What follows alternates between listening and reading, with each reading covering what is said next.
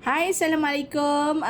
Ni masa ni kami datang berselun dulu sebelum kami nak buat aktiviti lain pada hari ini. Okey. Jom. Okey dan ni siap berselun, so masuk office sekejap, meraihkan kawan-kawan yang baru ambil kenderaan barunya.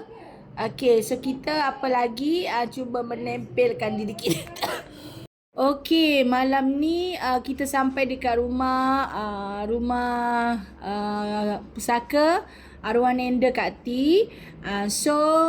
Sampai pada waktu malam, kebetulan bulan purnama cukup cantik. Ni bahagian dalam dia. Jom kita ingat tak dulu Kak T pernah masukkan dalam YouTube Kak T pasal rumah Kak T bersih-bersih rumah pusaka yang mana penyewa dah keluar daripada rumah ni. So masa tu rumah memang teruk sangat lah dengan dinding berlumut bagai.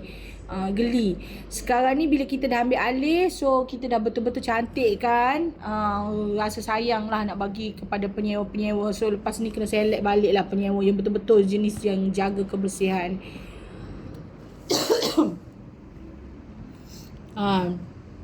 Ni bahagian dapur. So kita kemas cantik, berseri.